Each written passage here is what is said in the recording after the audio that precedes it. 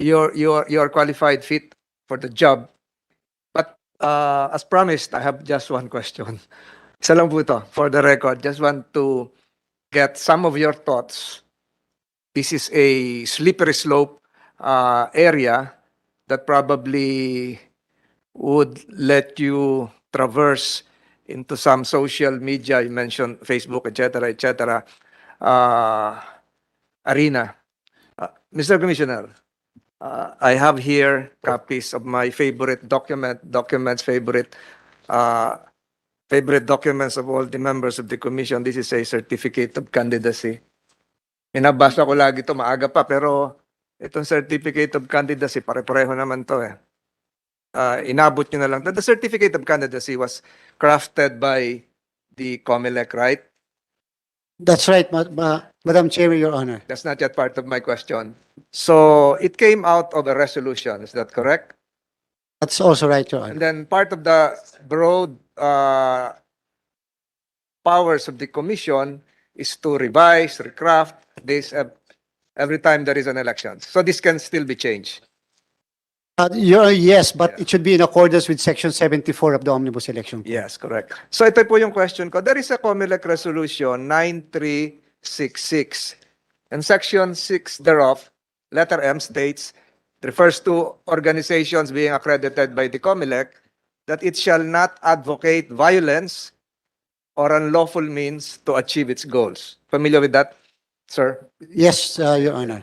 So what I am thinking of right now is because of the enumerations in a certificate of candidacy, has it occurred to the commissioner's mind possible changes that would probably incorporate what Resolution 9366 has at the moment to synchronize everything?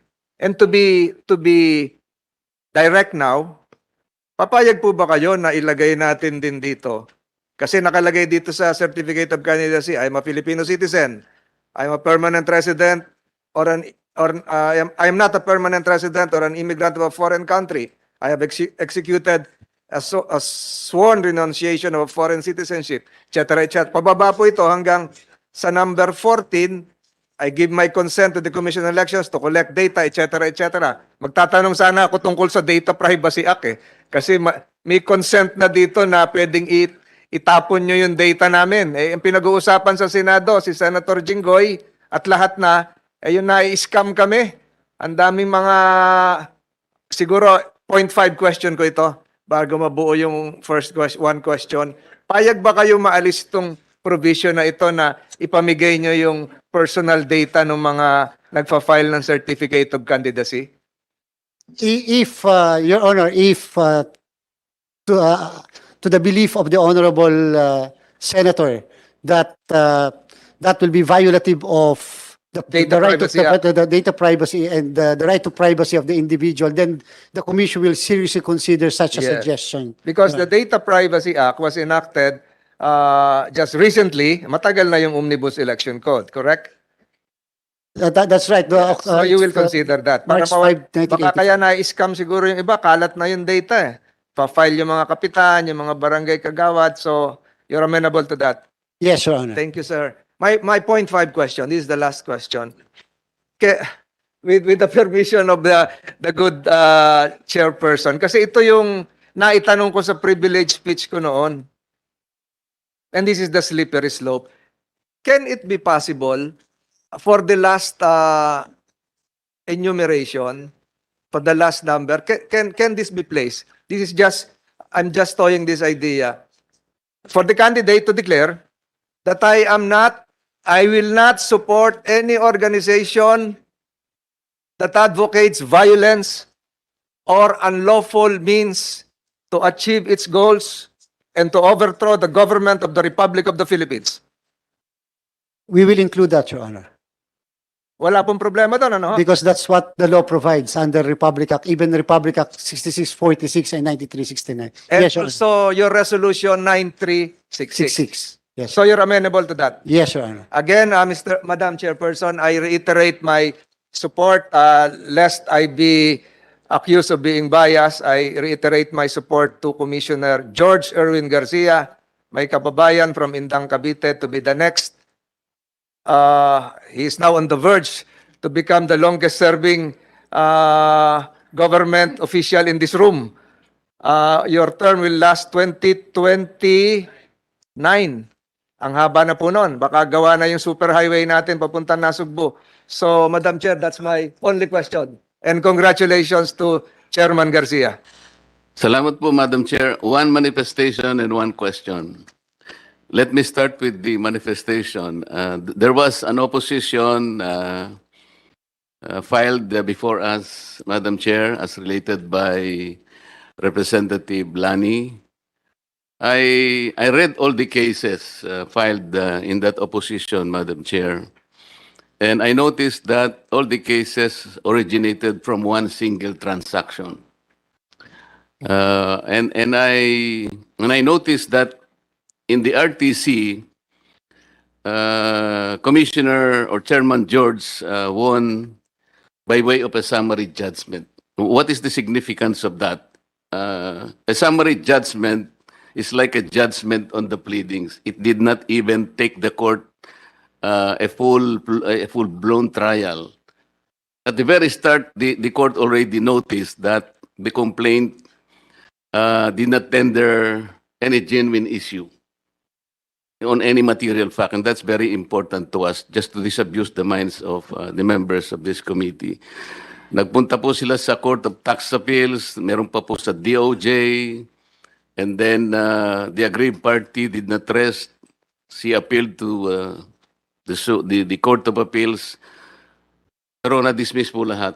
Even the disbarment case, the Supreme Court even upheld the denial or dismissal of the case. So, I don't think the complaint should be lodged before us because this committee will not be in a position to render a contrary determination. Hindi naman natin siguro pwedeng hindi pansinin po yung mga dismissal sa napakarami pong pangyayari. And I think Chairman George already won all these cases. In all the investigating agencies, all tribunals, and the courts, Madam Chair.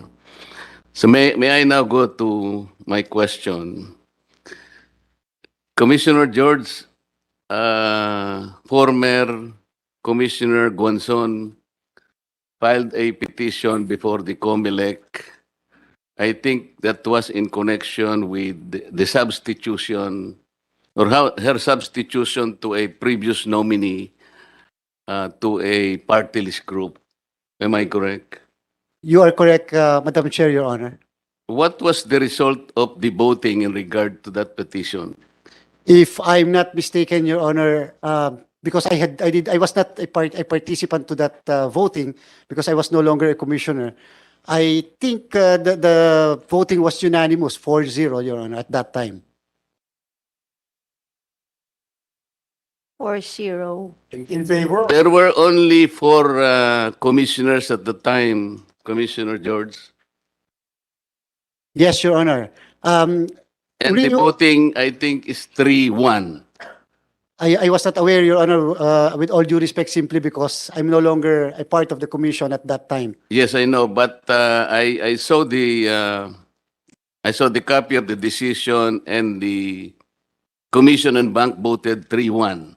What is the significance of the 3-1 vote, Commissioner George? In the case of Estrella versus the commissioner election, and as asserted by the Supreme Court in the case of Sevilla versus the commissioner election, the Supreme Court said that there must always be 4 votes in the commissioner election. And therefore, failure to attain 4 votes would mean that either the petition or the motion for reconsideration is deemed denied, Your Honor. So the decision has no effect. That is what you're saying. As far as that this jurisprudence are concerned, Your Honor. And Yes. so because the decision has no efficacy, so to speak, the COMELEC, I believe, did not issue a certificate of proclamation to former Commissioner Guanzon. Is that correct? That should really be the case, Your Honors, Madam Chair, because if there is no majority reached by the Commission and Bank, 4 votes were not acquired, Your Honor, in that case, then no proclamation should be issued to anyone. Do you know if there is a certificate of proclamation ever issued by the COMELEC in favor of former Commissioner Gonzo? To be very candid and honest, Your Honor, I'm not really aware, Your Honor. Thank you, Madam Chair. This is just a quick manifestation as well as a plea for support. As a distinguished election lawyer and as the COMELEC chairman, you are more than aware that the present set of election laws needs serious updates. The Omnibus Election Code derives from the year 1985. Wala pa nung automation, wala pang political advertising sa broadcast at kung ano-ano pa. To the extent that you're willing to commit time and manpower to help us in the Senate to recodify our election laws, may I count on your support? I have filed my own imperfect version, but nevertheless ambitious effort to have a new election code, and I count on the chairman and the commission's support. Madam Chair, yes, Your Honor, we already printed your voluminous draft of the Omnibus Election Code. We are now studying it, Your Honor. Yes, thank you very much. I hope it doesn't take as long as it has taken for the original Omnibus Election Code. Thank you. Thank you, Senator Amy. We now call on Senate President Subiri for his... Senator Grace. Sabi niya, hindi siya Senator magtatanong. Grace po. Manifestation. Okay. And then Senator Grace po. Senator Estrada, manifestation. Thank you, Madam Chair. I would also like to express my 100% support to the confirmation of this particular nominee, Attorney George Garcia, as chairman of the COMELEC. But I only have one question, Mr. Chair. Bayad na ba kayo sa hotel? Yung pinagkakutangan nyo? Sa Sofitel? Nagkausan ng presidential debate? Madam Chair, Your Honor, hindi po kasi ang COMELEC ang kakontrata po ng Sofitel ng hotel, kung hindi po yung company. And we promise you, Madam Chair, we were going to announce the result of our fact-finding investigation in a matter of days tungkol sa kung ano talaga nangyari at kung sino ang may liability sa lahat ng mga pangyayari. Bakit po nasibak yung spokesperson ng COMELEC? Nag-early retirement po siya, Madam Chair, Your Honor. Not connected with the non-payment of the hotel? Not related po, pero we will come up with the findings, Your Honor. Okay. Anytime soon. Okay. Thank you very much, Your Honor. Thank you very much, Senator Estrada. We now recognize Senator Grace Po for her manifestation. Thank you, Madam Chair. Actually, yung mga tatlong katanungan ko sa'yo ay nasagot mo na dahil natanong na unang-una yung barangay SK election, bakit naging mas mahal, nasagot mo ng maayos. Tungkol naman doon sa loan oppositor, na-explica ni Congressman Marcoleta na ang may jurisdiction dyan ay mga korte at na panalo mo na lahat. At ang pangatlo ay yung COMELEC building. Lahat nga tayo ay kailangan ng tahanan, pati naman ang Senado ay ganun din ang aming pakay na magkaroon nga ng isang lugar. Tanong ko lang dun sa COMELEC building, bakit palaging nasusunog yung building na yan? Madam Chair. Alam mo, parang pag merong issue, nasusunog eh. 2004, pagkatapos nun, alam naman natin ang naging mga hamon ng 2004, nasunog yung COMELEC building. Kung kailan lang nasunog ulit. Ano pa? Ano bang meron doon? Madam Chair, Your Honor, sadya pong pag nakadating kayo sa bawat opisina namin, sadya po talagang konting spark lang, masusunog na yung buong building. Wala po kami talagang space. Sobra po yung aming, konti na lang po yung space namin. Hindi na po makalakad yung mga tao. And so fire hazard na po talaga yung buong lugar kung saan kami meron ngayon, Madam Chair. So, ano yung cause ng last fire? Overloaded po yung mga saksak ng mga doon po sa mismong linya ng kuryente. Nako, dapat siguro mapacheck natin yun habang wala pang building. Ilan lang talagang may expertise sa election law at kayo ay kasama doon. Kaya nga hindi po mapapagkaila na natulungan ninyo ako at yung amin din dito sa Senado na dalawang magkatunggali noon ay pareho mong narepresenta. Marami ka ng mga kasong na ipanalo at sa tingin ko nakikita namin kung bakit ganon. Ngayon ay nadidepensahan mong iyong sarili at it's high time that you win your own Case. your I guess your own case before the Commission on Appointments, and I would also strongly urge our colleagues to give you the support. So that's all, Madam Chair. Thank you. Hear the manifestation of the Senate President Subiri. To my dear compadre, who I've known for decades already, the position that you will hold as chairman of the COMELEC, knowing fully well that that office is the bedrock of our democracy, in charge and tasked to make sure that the elections are safe and accurate. I know fully well, Your Honors, my distinguished chairperson, that this man was born for the job. Napakagaling ng sagot. Sa totoo lang, in my 7 years in this commission, this is probably the first time I've heard a appointee so knowledgeable and he answers so correctly on these issues. Mahaba lang po yung mga sagot. Mahaba lang. Pero, napakagaling ng mga sagot ng ating nominee. He has a plan for his employees. He has a plan of action for the next election. He has a plan to modernize the counting machines. He has a plan for his new home, for the bedrock of our democracy, the Commission on Elections. Wala na po tayong masasabing iba. That's why, huwag na natin pong patagalin ito.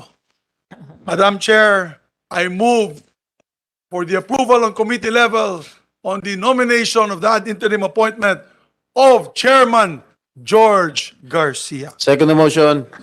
Second. Second. Second the motion. It has been moved and seconded that we approve in the committee the confirmation of Chairman George Garcia. Kung wala nang mga tanong, and congratulations to Chair Garcia, you may now be excused. Thank you. Thank you very much, Your Honors. Nawala. 0.5 lang naman yun. 0.5. Kay Mix, 0.5 lang naman yun. 0.5. Wala akong tanong. Ano lang.